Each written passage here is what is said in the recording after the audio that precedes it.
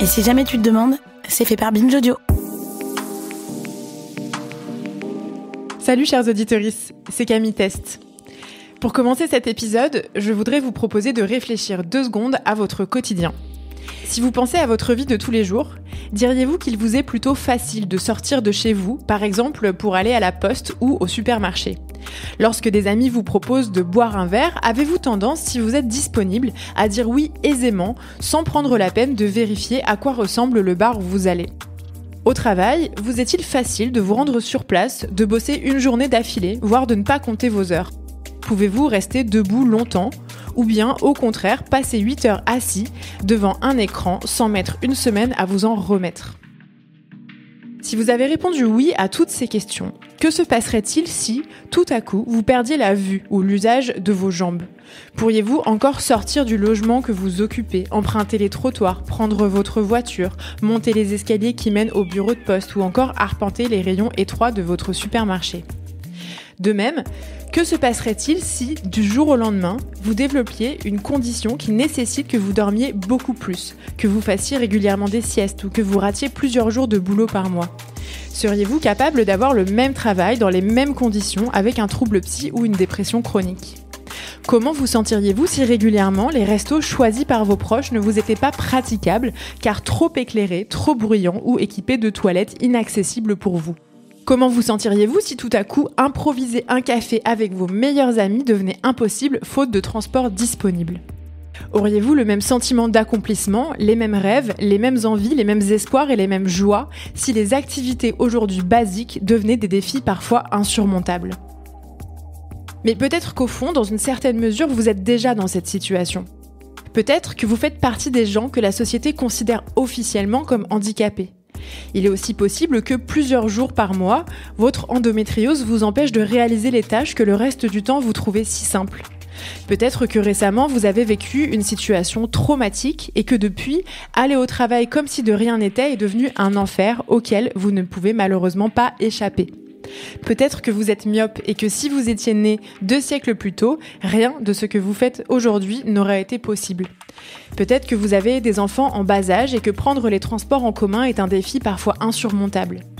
Ou peut-être que vous arrivez à un âge où nettoyer votre salle de bain et faire à manger sont devenues des tâches que vous redoutez.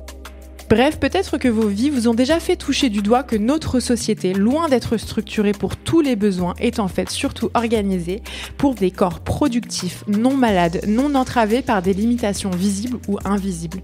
Des corps capables de travailler beaucoup, de se reposer peu et de ne pas trop s'écouter.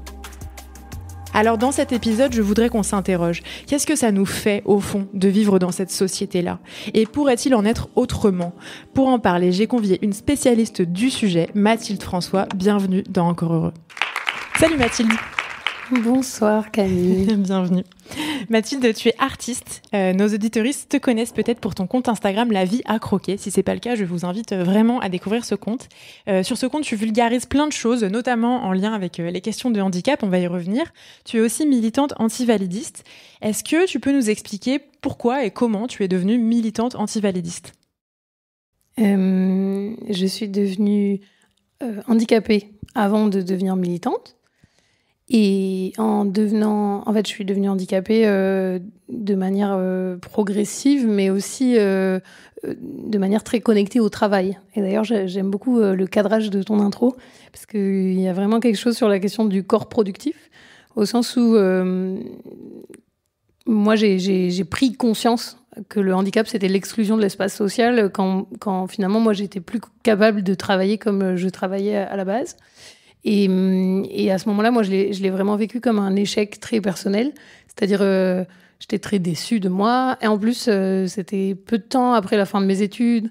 Et donc, pendant les études, on investit sur l'avenir, quoi. C'est-à-dire, on bosse pour pouvoir faire quelque chose plus tard qu'on nous promet être cool. Donc, j'étais vraiment très déçue. En plus, j'avais vraiment intériorisé une idée productiviste aussi une sorte de fierté un peu. J'avais quand même intériorisé une forme de féminisme un peu individualiste qui dit il faut être une girl boss, c'est-à-dire il faut être si en tant que meuf au travail tu montres que t'es plus faible que les mecs, tu te fais marcher dessus et puis tu dois montrer que t'es forte aussi pour prouver que toutes les femmes sont fortes, quelque chose comme ça. Et donc tout ça mélangé. Ça a donné que quand j'étais plus capable d'assurer au travail, je me suis sentie vraiment en échec. Je me suis sentie vraiment nulle, vraiment... J'étais très déçue. Et j'ai découvert le validisme en écoutant des podcasts sur la maladie chronique. Et quand j'ai entendu cette formulation qui disait « Est-ce que tu penses qu'on est handicapé à cause de notre handicap ou est-ce qu'on peut dire qu'on est handicapé à cause de la société, à cause du validisme de la société ?» Là, mon monde s'est éclairé. Je me suis dit, en fait, je peux passer de « je suis une déception » à « c'est la faute de la société ». Et ça, je connais très bien. Avant ça, j'étais militante féministe, militante écolo. Et donc là, j'ai découvert l'antivalidisme et j'ai découvert que l'exclusion de la société du fait des capacités de ton corps ou des non-capacités de ton corps, c'était hyper politique et que c'était donc pas immuable.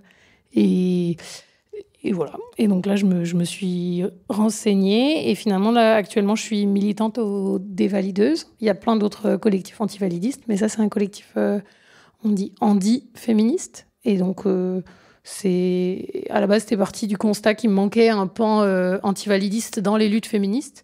Mais là, on s'occupe de défendre les points de vue, les expériences spécifiques des minorités de genre handi et à lutter, rien que pour que vous connaissiez le terme validisme, déjà, c'est un de nos chantiers. On va y revenir, on va expliquer ce que c'est le validisme, on va expliquer pourquoi on utilise ce terme. D'abord, je veux bien que tu nous expliques. Toi, tu dis que tu es tombée en handicap, je t'ai déjà entendu dire ça, et même en handicap invisible. Est-ce que tu veux bien nous dire ce que c'est le handicap invisible et à peu près qui ça concerne en réalité ? Ouais, moi je dis que je suis tombée en handicap un peu comme tu tombes amoureux, tu vois, c'était pas prévu. Et après, on parle de handicap invisible. C'est une manière assez pédagogique. C'est une formule en fait qui existe depuis la loi de 2005, qui est vraiment la loi fondatrice sur la question du handicap. Et donc en fait, on retrouve cette formulation partout qu'il y a des handicaps dits invisibles et d'ailleurs qu'ils représenteraient 80% des handicaps. C'est une manière de dire en fait, à tout le monde, vous ne savez pas grand-chose du handicap et des multiplicités de formes que le handicap peut prendre. Et le handicap, malgré les panneaux bleus qu'on voit sur les places de parking, c'est pas toujours un fauteuil roulant. Donc c'est ça que ça veut dire, 80% de handicaps sont invisibles. En réalité, c'est un terme qui fait un peu crisser des dents parce que typiquement, moi j'ai un handicap dit invisible, mais c'est plutôt que quand moi je suis pas en état d'être dans la société, je m'absente de la société. Donc je me rends invisible et on remarque pas l'absence. On remarque pas que quelqu'un est pas là. Vous savez pas combien il y a de gens qui ce soir auraient bien aimé être là, mais qui peuvent pas être là pour des raisons d'accessibilité ou des raisons de leur fatigue chronique.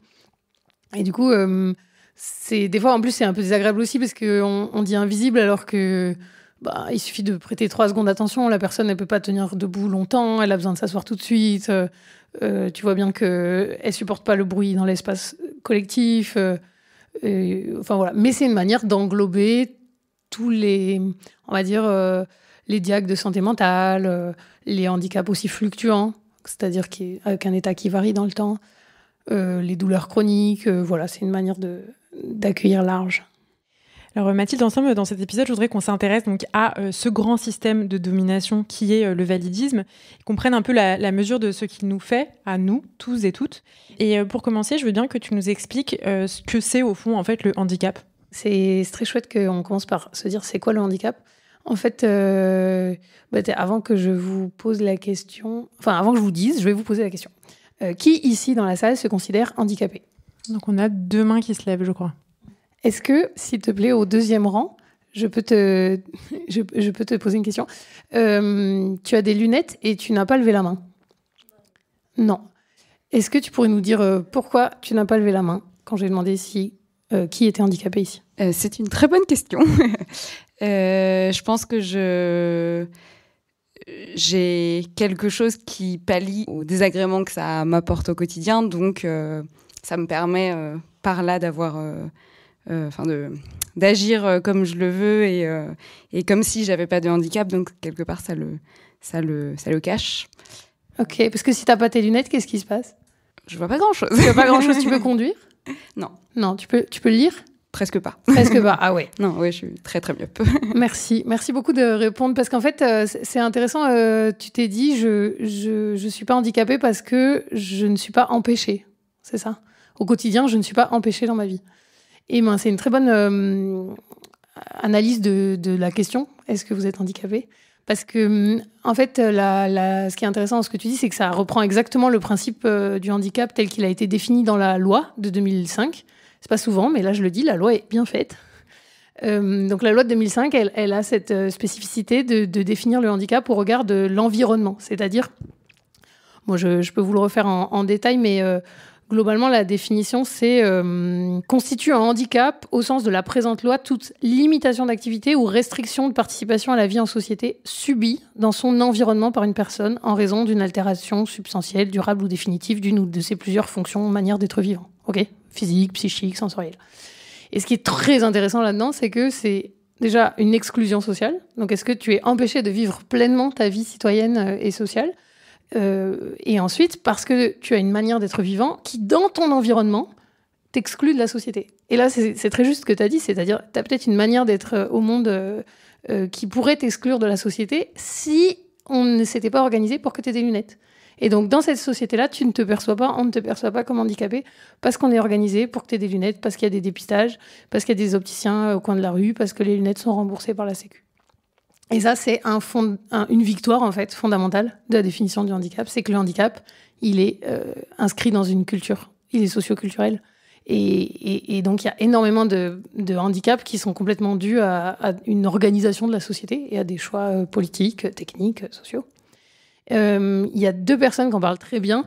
C'est Charlotte Puiseux qui a écrit un essai que je vous recommande absolument, qui s'appelle « De chair et de fer, vivre et lutter dans une société validiste ». Elle dit qu'elle raconte comment elle s'est rendue compte qu'être handicapé est une construction sociale, et tout comme le fait d'être valide, en fait. C'est une construction sociale, au sens où elle dit il y a des sociétés, elle parle de la Grèce antique, dans laquelle la cécité, le fait de ne pas voir, était vu comme quelque chose de très positif. C'est-à-dire qu'on était un humain qui avait peut-être accès à plus de vérité que les personnes qui voyaient avec leurs yeux quand les personnes étaient aveugles. Et un autre exemple très important, c'est Elijah Jae, qui tient un blog qui s'appelle Cryptic Blog et qui replace dans le contexte de notre société raciste et coloniale la question du handicap et même de la maladie psychique. C'est-à-dire, elle explique bien que la folie a bon dos, c'est le titre de son article, et elle dit par exemple, il y a une maladie qui a été inventée, qui est la drépanotomanie, qui était un diagnostic psychiatrique posé sur les Noirs esclavagisés qui tentaient de fuir les plantations.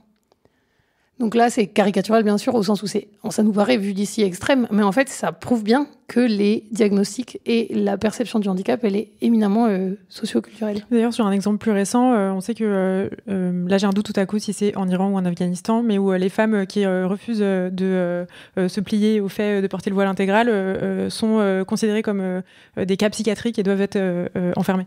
Oui, je connais pas le pays dans lequel c'est, mais c'est la même mécanique. Et ça doit nous outiller, pas nous mettre en complète parano et sentiment de complot, de théorie du complot, mais par contre de vraiment nous redire, c'est ici et maintenant dans ce contexte. Alors du coup, au regard de ça, c'est quoi le validisme ? C'est ce système de domination qui hiérarchise les corps, c'est bien ça ? Ouais, c'est un système culturel et organisationnel, il peut être très matériel aussi, qui va classer les corps et la valeur sociale des personnes en fonction de leurs capacités. C'est-à-dire qu'en quelque sorte, on peut dire, on mesure la distance entre une manière d'être vivant et un idéal médicalement défini, qui va être l'idéal valide. Et en fait, tout est orienté pour dire, votre objectif de vie, quand vous n'êtes pas cette personne valide, c'est de combler l'écart entre vous et la validité. Et ensuite, c'est aussi, ça se traduit par plein de choses très concrètes, ça se traduit par des micro-agressions au quotidien, ça se traduit par des discriminations, ça se traduit par...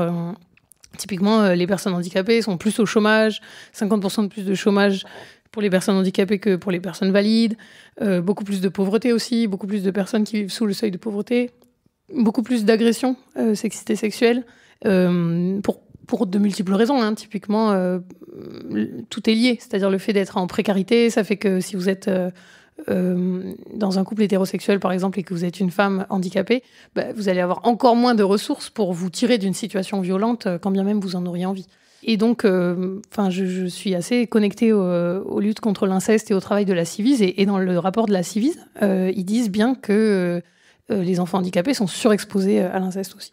Il y a beaucoup de gens, au fond, qui pourraient se dire handicapés, parce qu'il y a une définition du handicap, et finalement, je parlais par exemple d'endométriose dans mon introduction, ou je sais pas, par exemple, une réaction très forte au bruit qui fait qu'on peut pas du tout aller dans certains lieux, etc. Dans le fond, on pourrait considérer qu'on est quelque part sur le spectre du handicap. Qu'est-ce qui fait qu'on le fait pas ? Qu'est-ce qui fait qu'on se dit pas, moi, je suis un peu handicapé ? Ça, c'est vrai que c'est une vraie question, la question de l'identification. C'est pour ça que tous les chiffres du genre, il y a 12 millions de personnes handicapées en France, c'est quand même des grosses questions, parce que est-ce que c'est sur les personnes qui ont leur RQTH, donc leur reconnaissance en travailleur handicapé, donc qui se sont identifiées, et ensuite qu'on fait une démarche de l'enfer, de remplir un dossier infini, ou bien est-ce que c'est les personnes qui se déclarent ne pas avoir accès à l'espace social tel qu'on l'a défini ensemble. Donc non, c'est compliqué de s'identifier handi, parce que le handicap est un stigmate. C'est-à-dire que l'identité de handicap, elle est chargée très négativement. Il n'y a qu'à voir dans nos usages quotidiens. Par exemple, moi, j'ai des souvenirs, en fait, quand je regarde rétrospectivement, à l'école, les handicaps, les diagnostics étaient tout le temps utilisés comme des insultes. On disait mais quel trisomique celui-là, quel mongolien, et puis même dans des registres un peu plus de culture sportive, on allait dire on n'est pas des cul-de-jatte, ce qui veut dire en fait on a des jambes, on va monter en haut de cette montagne. Et donc il y a ça. Premièrement, c'est un stigmate, c'est-à-dire c'est associé à des choses très négatives.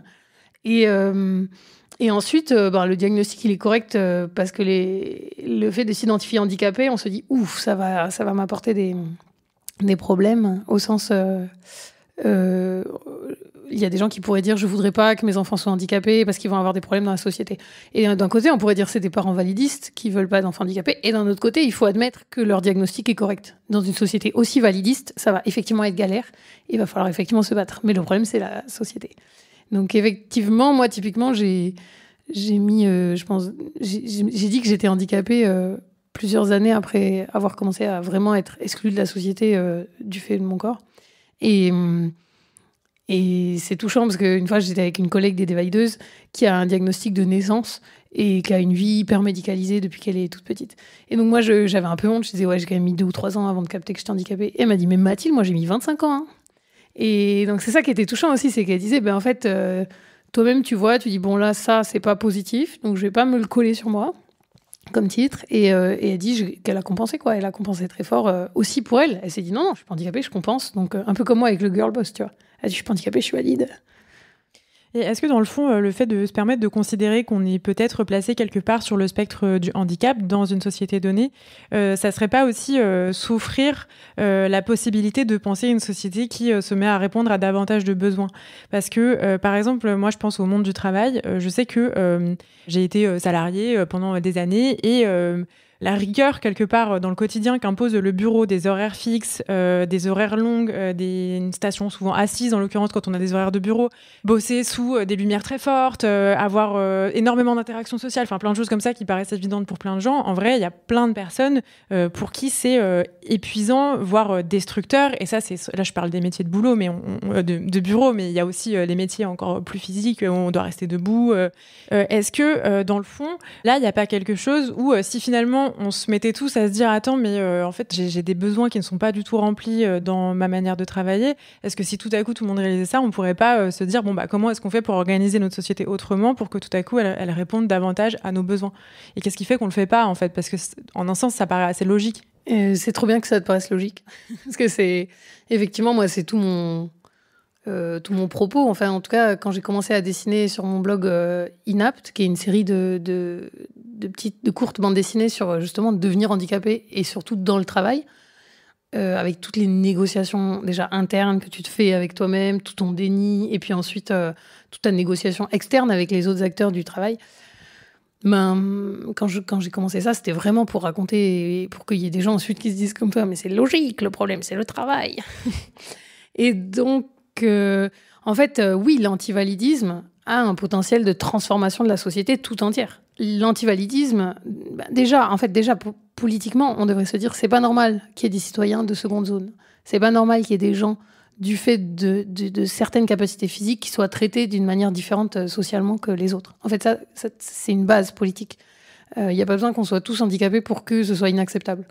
Mais en plus, quand on avance dans la réflexion, on comprend que la définition de handicap qui fait que l'handicapé, c'est l'autre, avec un grand A. C'est cette altérisation du handicap qui fait que c'est si difficile de s'identifier et qui fait qu'on se dit toujours on doit les inclure, par exemple, en se disant eux, les autres. C'est vrai que c'est une manière de pas se penser dans une société mouvante et multiple. Et c'est une manière aussi d'être dans le déni du fait que valide aujourd'hui, handicapé demain. Enfin, quelque chose comme ça. Au sens parce que 80% des handicaps sont acquis, voilà, on ne naît pas avec. C'est ça, 80% des handicaps sont acquis, on va tous vieillir. Et donc, c'est sûr que moi, je trouve que l'antivalidisme est une approche du monde qui nous dit il faut vraiment qu'on se pose la question de comment on peut faire toutes sortes de transformations, d'ajustements pour que l'exploitation des vivants soit pas au cœur du fonctionnement de la société, quoi. Et puis aussi pour qu'on puisse accueillir peut-être un peu plus la variabilité. Enfin, moi qui ai un handicap fluctuant, j'ai pas de recette toute faite, mais c'est vraiment mon rêve de travailler sur la fluctuation.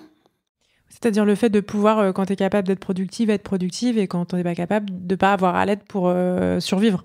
Ça peut être carrément une forme comme ça. Et d'ailleurs, théoriquement, l'allocation adulte handicapé, elle est faite pour ça. C'est-à-dire elle est faite pour pallier le fait qu'à certains moments, tu ne peux pas pleinement travailler. Et donc, il y a... Mais en fait, tu es toujours quand même maintenu en précarité. Quand bien même tu cumules l'AH avec certains revenus, tu roules jamais sur l'or.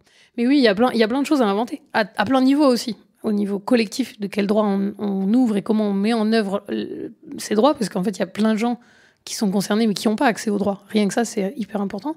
Et ensuite, comment est-ce que... Par exemple, les personnes qui n'ont pas de papier Oui, exactement, les personnes qui n'ont pas de papier, ou bien même les personnes pour qui le français, c'est pas leur première langue, ou qui vont avoir une faible littératie, c'est-à-dire qu'ils vont avoir peut-être plus de difficultés à mettre à l'écrit leurs propos. Et en fait, vous verriez les dossiers des maisons départementales des personnes handicapées, il faut vraiment Bac+5. Il faut Bac+5, il faut s'y reprendre à 3 fois, il faut prendre ses gouttes de patience. Et en fait, c'est très excluant. C'est en ça que l'approche par les droits et par la responsabilité de la société, c'est ce qu'on appelle le modèle social du handicap. Donc, c'est-à-dire que ce que je vous ai... En fait, avant, on prenait le handicap sous le prisme du modèle médical. C'est-à-dire, on disait, ceci est un corps non fonctionnel, cassé, il faut le réparer. C'est un problème médical et c'est le problème de cette personne toute seule. L'antivalidisme, c'est dire, il faut passer de ce modèle médical au modèle social, qui en réalité dit, non, on a toute la société à réorganiser pour que la société soit accessible et que, quelle que soit ta manière d'être vivant, tu ne sois pas déclassé en tant qu'humain. Mais ce modèle social, il peut parfois trouver ses limites quand il est orienté que sur la question des droits, parce qu'il y a tellement de gens qui n'ont pas accès aux droits. Justement, en fait, quand tu es en dehors de tout système, on va dire, de toute l'imagination aussi, on s'imagine les gens, on n'imagine jamais toutes les personnes qui sont travailleuses du sexe, toutes les personnes qui sont sans papier. Et puis aussi, quand bien même tu peux avoir accès à ces droits, il faut se battre pour avoir accès à tes droits. Et ça, c'est très spécial. Ce quotidien à devoir tout le temps se battre pour aller chercher des droits de base. C'est là qu'il faut aller un peu plus loin que le simple modèle social orienté vers les droits. Est-ce que tu peux nous parler de ce que c'est la culture CRIP et à quoi ça sert ? Pourquoi c'est là ? La culture CRIP, ça s'écrit C-R-I-P. Et CRIP, c'est le raccourci de cripples. Cripples, ça veut dire les rampants, les estropiés. Et la culture CRIP, on va dire, c'est une culture qui va ressembler un peu à la culture queer. C'est-à-dire, c'est basé sur le retournement du stigmate. Le retournement du stigmate, c'est dire vous nous insultez, vous nous traitez de queer, vous nous traitez de bizarre, vous nous traitez de CRIP, vous nous traitez d'estropiés. Bon, d'accord, on va s'en faire une fierté. Il y a plein de communautés qui font ça. Vous avez sûrement déjà vu, par exemple, les communautés LGBT, elles reprennent souvent... des mots qui étaient des insultes. Par exemple, les collectifs gays, ils vont dire, nous, on est les PD. En fait, tu dis pas ça à quelqu'un qui est homosexuel, mais par contre, eux, ils se le disent pour eux-mêmes, parce qu'ils le revendiquent. Donc ça, c'est du retournement du stigmate.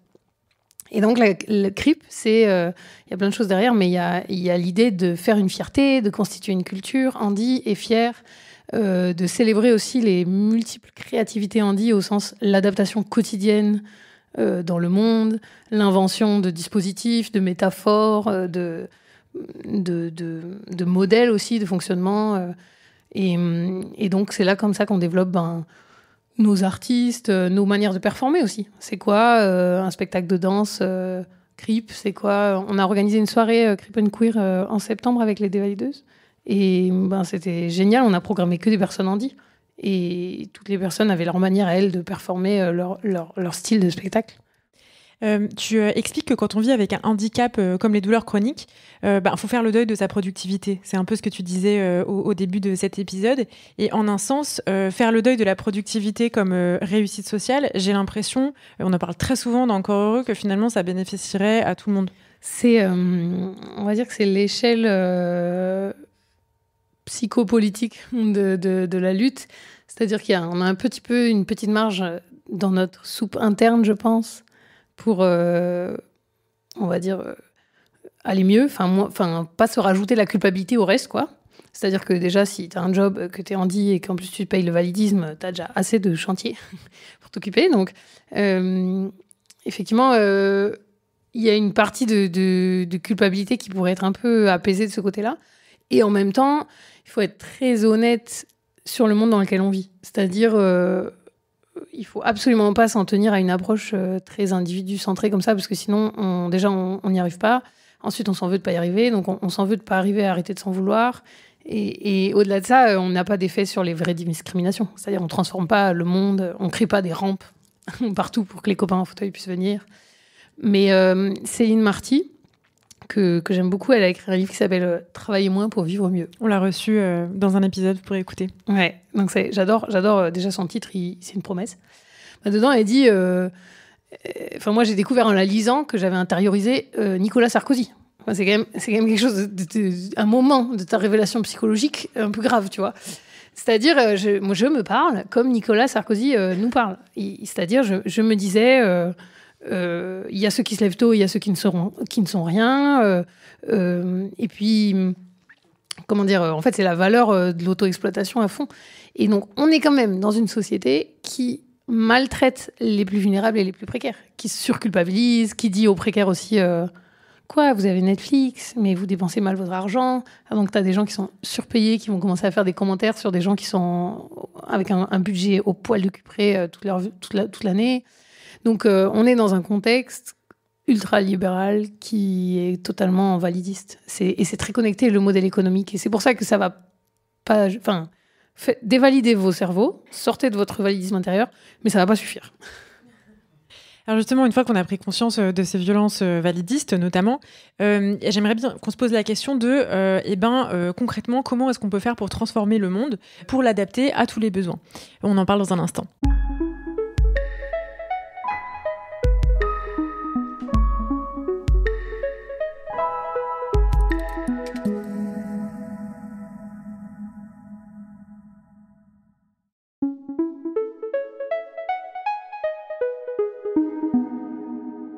Dans cet épisode d'Encore heureux, on est avec l'artiste et militante antivalidiste Mathilde François et on se demande comment la culture validiste nous impacte et qu'est-ce qu'on peut en faire.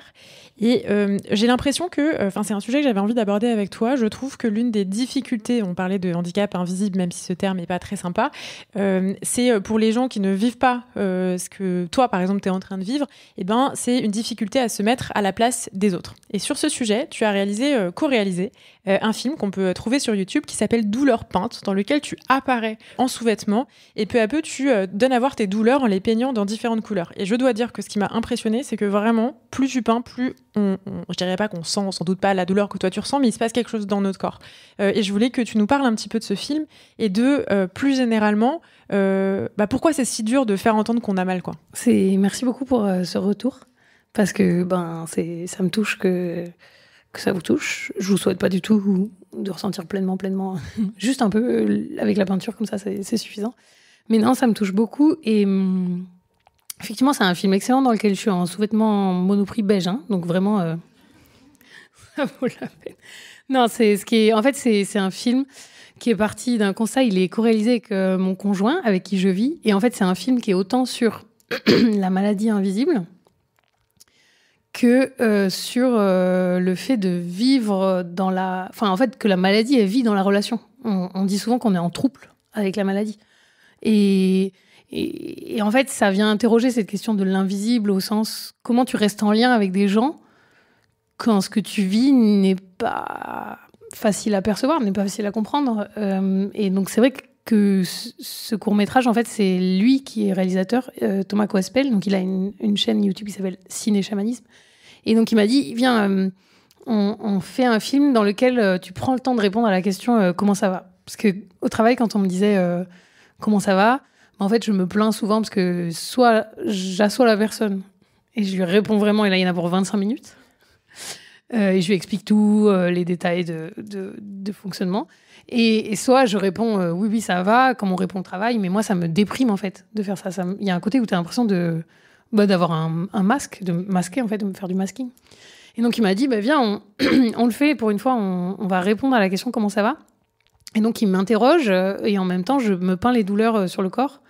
Et c'est très puissant parce que, déjà, ce qui nous est beaucoup revenu comme retour, c'est que les gens, ils profitent pleinement du regard doux qui est posé. C'est-à-dire qu'il y a un choix de cadrage et de réalisation qui fait que c'est pas du tout clinique. Moi, j'avais vraiment peur. J'ai dit, OK, on le tourne, mais après, si je suis pas à l'aise avec les sous-vêtements Monoprix, on le met pas en ligne, à vis. Et en fait, non, il y a un cadrage qui est très doux et en même temps, progressivement, moi, en peignant sur mon corps, je crois que moi, pendant le film, pendant le tournage, je me rends compte l'ampleur de la situation. C'est-à-dire qu'au quotidien, t'es pas en train de faire la liste de ce que tu vis. Et il y a un moment où je suis très émue dans le film, parce que je me dis, mais en fait, j'en ai de la tête aux pieds. Et c'est vrai, je suis au courant que j'en ai de la tête aux pieds, mais là, de le voir, ça légitime. Donc, il y a quelque chose de très... Ouais, c'est ça, légitimement, je dirais. Mais ça me fait beaucoup penser, comme encore c'est un podcast qui s'intéresse à la santé mentale et les questions de santé mentale, c'est souvent, quand on est confronté à des problèmes de santé mentale, parfois même quand on les vit, on a du mal à se rendre compte de l'ampleur de ce qu'on est en train de vivre, du fait que c'est pas normal et aussi de faire comprendre aux autres. Enfin, quand t'as des problèmes de santé mentale, ça se voit pas forcément sur toi, quoi. Et donc cette question de montrer ce qu'on est en train de vivre et de le faire entendre, j'ai l'impression que ça, finalement, c'est quelque chose qui nous rassemble beaucoup dans les gens qui écoutent ce podcast, dans les gens qui sont confrontés au handicap, par exemple. Non, si, complètement. Je réfléchissais pas mal parce qu'il y a vraiment beaucoup, beaucoup de proximité entre la douleur chronique et les troubles de santé mentale. Parce qu'effectivement, c'est mal compris, c'est mal perçu. Et il y a un sociologue de la douleur chronique qui dit, quand tu es en douleur chronique, il s'appelle David Le Breton, il a écrit « Tenir, douleur chronique et réinvention de soi ». Quand tu es en douleur chronique, il dit tu vis en liminarité. C'est-à-dire tu vis... liminarité, ça veut dire sur le pas de la porte. T'es pas parti, t'es pas arrivé, quoi. Donc, il dit, en fait, on n'est plus la personne qu'on était quand on n'était pas malade, mais on n'est pas encore la personne qu'on serait si on était soigné ou si on était rétabli. Et donc, on est dans cette espèce d'état intermédiaire dans lequel il faut bien vivre, parce qu'un état intermédiaire, ça va quand ça dure une semaine, que c'est une grippe. On est régressif, on regarde Netflix sous la couette. Mais en fait, quand ça dure des semaines, des mois, des années, tu peux pas mettre ta vie en suspens pendant des années, quoi. Et surtout quand tu sais que peut-être ça va jamais s'arrêter. Enfin, et donc oui, il y a un truc pour se raconter. Il y a un enjeu à se raconter. Et ça, c'est vrai que c'est une de mes motivations principales dans mon travail de bande dessinée. Et aussi dans les autres projets artistiques que je fais, comme ce film, ou même là, le week-end dernier, j'ai joué pour la première fois une performance vraiment sur la recherche des représentations visuelles pour l'expérience de la douleur chronique et même de la maladie fluctuante.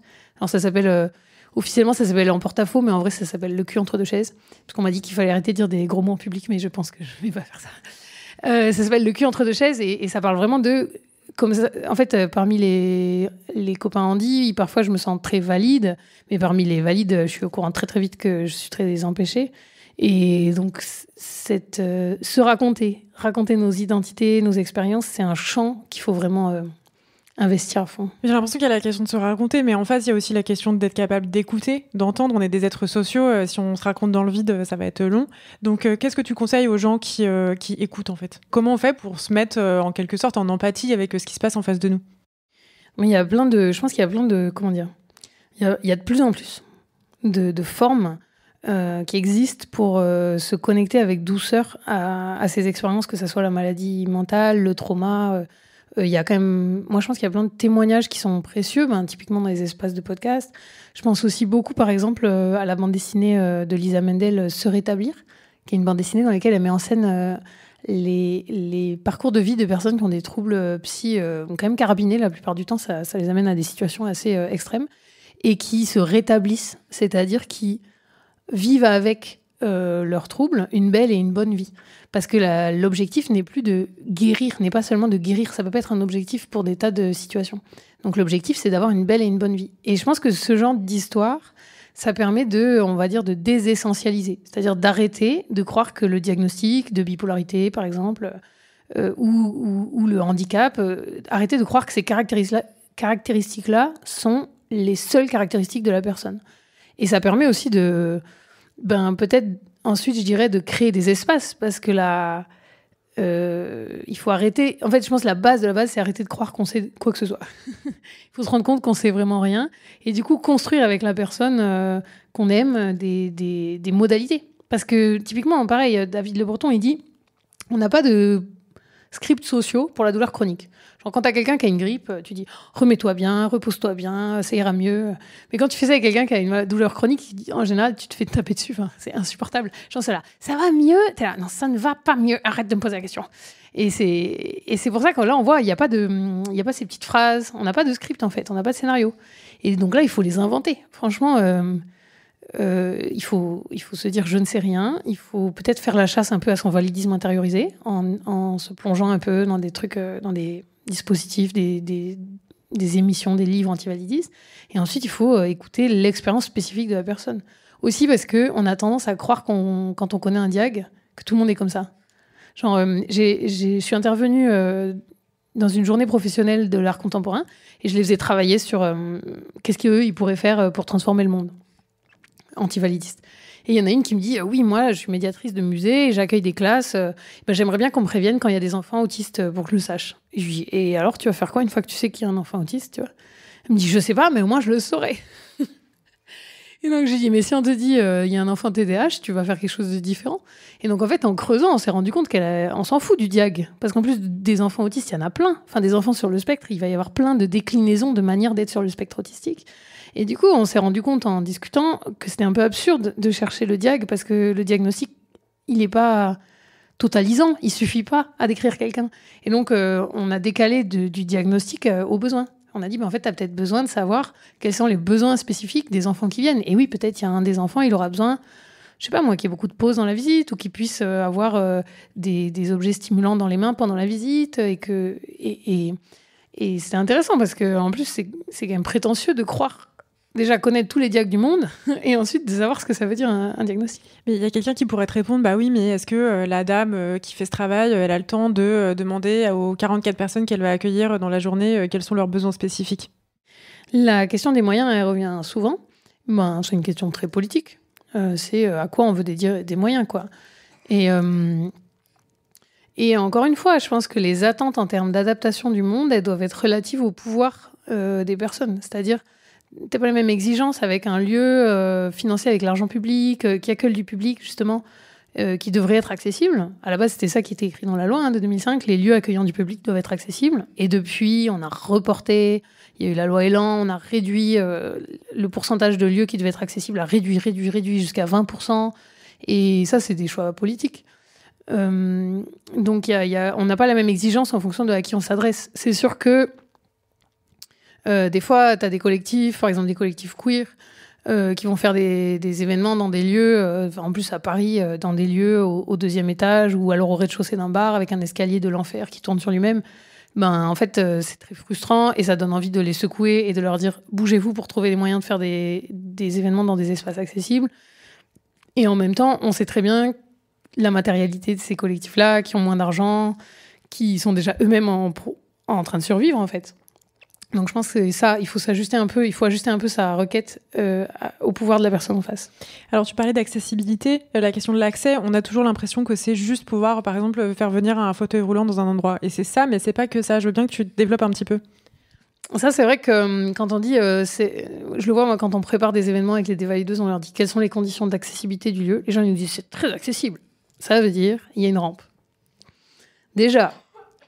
Il y a quand même plein de fois où il y a des blagues. Parce qu'une fois, les dévalideuses ont participé à une manif du 25 novembre contre les violences sexistes et sexuelles. Et notre présidente, à l'époque, elle devait monter sur le kiosque pour faire un discours. Et en fait, il y avait une entreprise qui avait dit « Oui, on s'occupe de l'accessibilité du kiosque ».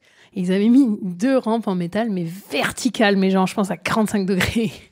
Alors que la collègue des valideuses, elle a un fauteuil qui pèse 300 kilos et qui va pas supporter une rampe de plus de quelques degrés, en fait. Et tant qu'elle n'a pas été devant la rampe, personne ne voyait le problème, en fait, qu'on allait avoir. Donc, c'est accessible. Il y a une rampe, déjà, méfiez-vous. Et ensuite, l'accessibilité, c'est tellement plus de choses que ça. L'accessibilité, c'est l'accessibilité Covid. Donc, c'est se poser la question de l'aération, de la purification de l'air et des masques. C'est l'accessibilité sensorielle aussi. Parce qu'il y a plein de personnes pour qui une surcharge sensorielle va produire des crises. Ça peut être des crises autistiques, mais ça peut être aussi... Moi, typiquement, j'ai des crises de douleur dans des espaces où il y a trop de lumière, où il y a trop de bruit, où il y a trop de stimulation sociale. Et il y a une période de ma vie où c'était des crises fulgurantes. Donc ça veut dire que, pour moi, pour qu'un lieu soit accessible, il y avait soit baisser les signaux et aussi créer des espaces de vulnérabilité. Donc des espaces calmes dans lesquels tu peux faire ta crise tranquillement. Et donc, parce que moi, je me retrouvais des fois à cracher dans l'espace public, dans la rue. Et donc, je m'étais même fait, à une période, une sorte de papier, un tuto pour quand je fais ma crise, pour que les gens autour de moi ils sachent en fait il faut la mettre dans un endroit calme et elle va comater pendant 2 heures, mais après elle aura récupéré. Et donc typiquement créer ces espaces calmes. Honnêtement, il faut imaginer. Enfin moi je vis ça comme ça. Hein, il faut imaginer sortir de chez moi. C'est comme si je plonge dans la mer pour aller faire un tour à la nage. Et s'il y a des espaces calmes dans lesquels je peux être vulnérable en sécurité, c'est comme s'il y avait des îles pour faire des pauses, quoi. Sinon, je suis en totale autonomie. Et donc, des fois, t'as nagé trop loin, tu sais que t'auras pas la force de faire le retour, et voilà, tu fais un crash au milieu de la mer. Et ce qui est marrant, c'est que quelqu'un pourrait te répondre, oh là là, mais on va pas créer un espace calme pour Mathilde et ses douleurs chroniques.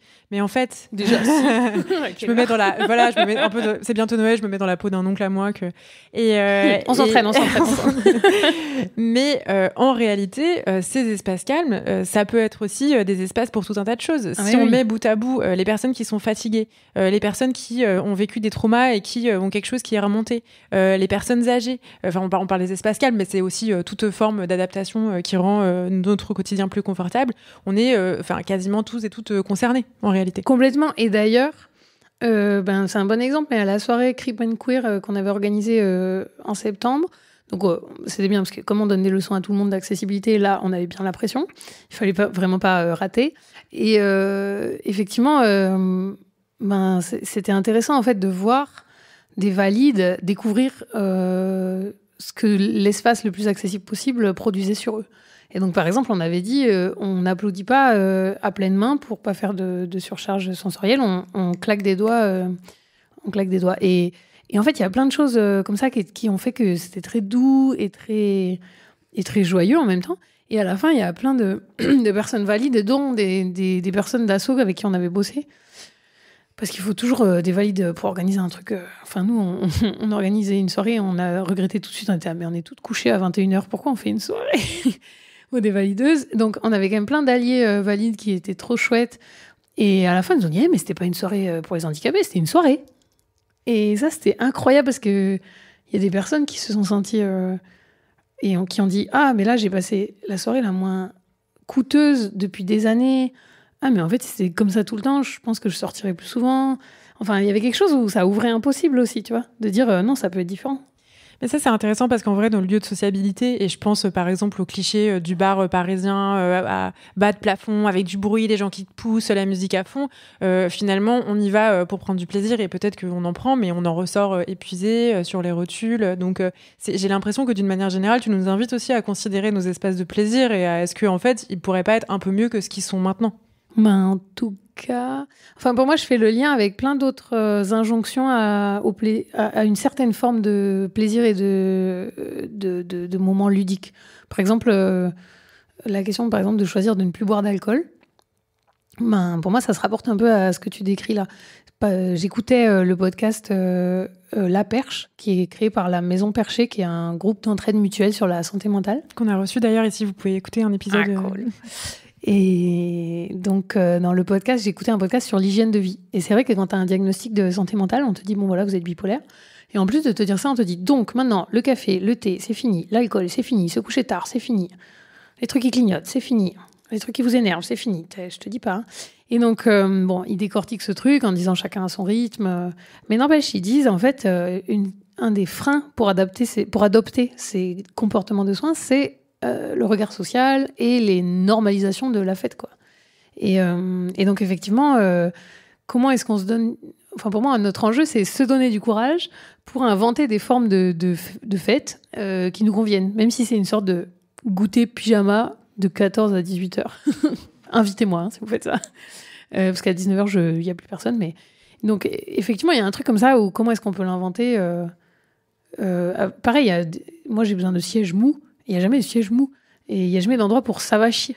Alors que je pense qu'il faudrait qu'on monte le club des avachis. Parce que je connais plein de gens qui ont besoin de s'avachir très souvent. Et dans l'espace public, t'es pas censé faire ça dans l'espace commun, tu vois ce que je veux dire ? Alors que qu'est-ce qui se passe si on a le droit d'être... Bon, enfin, si, je sais très bien ce qui se passe. Si on a le droit d'être un peu avachi, ça va ressembler à une sorte de fac de littérature, tu vois. Tout le monde sera avachi. Enfin, moi, ça me rappelle mes études. On était tous comme ça, là, tu sais, dans les couloirs, sans aucune pression du regard social. Si tu devais nous conseiller une chose pour mettre en place dans notre quotidien des actes qui permettent de lutter un petit peu contre le validisme de cette société, ça serait quoi ? Une chose. Non, pour lutter contre le validisme de la société, ben vous pouvez vous dire qu'il y a un slogan de l'antivalidisme qui s'appelle « Rien sur nous sans nous ». Et c'est un slogan qui, en gros, invite à dire ça va être vraiment important de se donner les moyens de faire de la place aux concernés. Et ça veut dire... concrètement, moi je pense que chacun d'entre nous peut faire un point sur son pouvoir. Donc se dire sur quoi est-ce que j'ai du pouvoir. Et typiquement là, quand j'étais avec les acteurs de l'art contemporain, il y en a une qui vient me voir qui dit ouais, moi je suis étudiante, j'ai pas de pouvoir. Je dis mais ça va pas ou quoi ? T'es invirable globalement, quasiment invirable. Enfin, beaucoup moins virable que si tu avais un job où tu peux te faire tège parce que tu es en CDD. Et puis, tu as le pouvoir du SBEUL. Tu peux mettre le SBEUL. Et puis, tu as peut-être accès à un syndicat étudiant. Et dans ce syndicat étudiant, est-ce qu'il porte les enjeux d'antivalidisme ? Et quels sont les problèmes d'accessibilité de la fac ? Tu peux peut-être les mettre en lumière. Et donc, c'était chouette parce que cette meuf qui m'avait dit « Non, mais moi, je suis étudiante, donc j'ai pas de pouvoir ». Après, elle est sortie, elle avait plein d'idées de pouvoir. Donc, je pense qu'on peut tous faire ça. C'est-à-dire en fait, c'est de la pensée politique, hein, se dire quel est mon pouvoir, quelle place j'ai, est-ce que je suis dans des postes de direction, mais aussi est-ce que je suis invirable et donc je peux faire du bazar. Et une fois qu'on s'est dit quel est mon pouvoir, ben ensuite on se dit comment est-ce que je fais de l'espace pour la lutte antivalidiste, donc pour les idées antivalidistes dont on a parlé ce soir. Comment est-ce que je donne la parole à des personnes concernées, mais aussi comment est-ce que je fais en sorte que la nécessité de transformer la société pour qu'elle soit plus accessible et pour permettre la vie autonome et la dignité de chaque personne, ça fasse partie de nos habitudes de réflexion, quoi. Parce qu'en fait, imaginez-vous, il y a déjà énormément de gens qui connaissent pas le mot validisme. Donc ça peut être un premier usage de votre pouvoir. Si vous êtes arrivé jusque-là, c'est que vous connaissez ce mot et que vous pouvez en faire des choses. Merci beaucoup, Mathilde François.